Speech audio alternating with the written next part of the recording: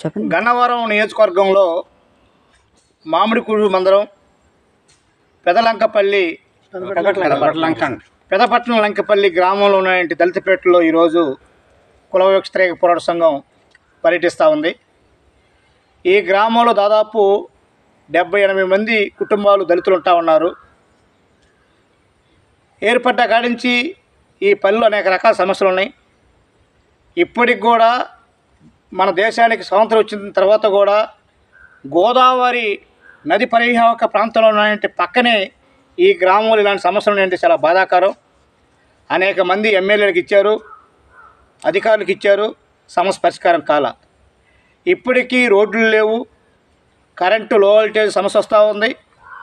Hospital పోవడానికి చాలా దూరం పోవాల్సి వస్తూ ఉంది. మంచినీళ్ళు చాలా తక్కువగా వస్తూ ఉన్నాయి.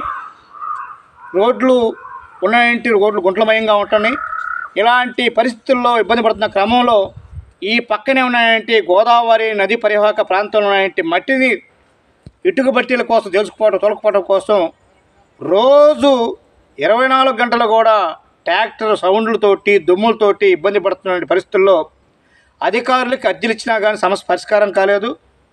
తక్షణమే అధికారులు కలగజేసుకొని ఈ సమస్య పరిష్కారం కోసం కృషి చేయాలని చెప్పి మేము కోరుతా ఉన్నాం. రెండోది, ఈ గ్రామంలో ఉన్నటువంటి ఏదైతే మౌలిక సమస్యలు ఉన్నాయో రోడ్లు, మంచినీరు, కరెంటు, ఈ సమస్యల పరిష్కారం కోసంగా కృషి చేయాలి. లేకపోతే మాత్రం దళితుల మొత్తాన్ని సమీకరించి ఉద్యమం చేయాల్సి ఉంటుందని చెప్పి తెలియజేస్తా ఉన్నా. చివరిగా ఒకే ఒక విషయం, ఈరోజు అనేక మంది ఆరోగ్యం బాగాలేకపోతే ప్రభుత్వ హాస్పిటల్కి పోవాలి. ఎక్కడో దూరంగా ఉన్నటువంటి రాజోలు హాస్పిటల్కో లేదంటే అమలాపురం హాస్పిటల్కో పోవాలి.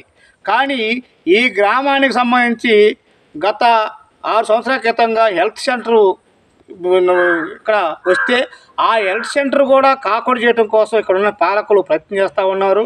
ఉన్నటువంటి కమ్యూనిటీ హాల్ స్థలాన్ని కూడా పడేసి స్థలం సిద్ధంగా ఉంది చెప్పినప్పటికి కూడా ఈ కమ్యూనిటీ హాల్ని పడేశారు తప్ప హెల్త్ సెంటర్ కట్టలేదు.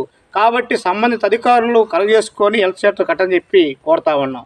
చివరగా ఈరోజు అనేక మందికి ఇళ్ల స్థలాలు లేవు, ఇల్లు లేవు. గత జగనన్న ప్రభుత్వంలో ఇళ్ల స్థలాల కోసం నమోదు చేసుకొని ఎక్కడో ఉన్నటువంటి దళితులకు ఉన్న భూమిని కాజేసి ఆ దళితుల భూముల్లో జగనన్న కాలనీ పెట్టారు. కానీ ఆ జగనన్న కాలనీ పెట్టిన క్రమంలో వర్షం వస్తే నీళ్లు మొత్తం ఆకాకుంటాయి. అది పనికిరావు, మాకు ఇవ్వమని చెప్పి ఏరేమని చెప్పంటే ఇప్పటికీ పట్టించుకోలేదు. ఇప్పుడు వచ్చినటువంటి కూటమి ప్రభుత్వం ఇల్లు లేని వాళ్ళకి ఇళ్ల స్థలాలు ఇవ్వాలి, ఇల్లు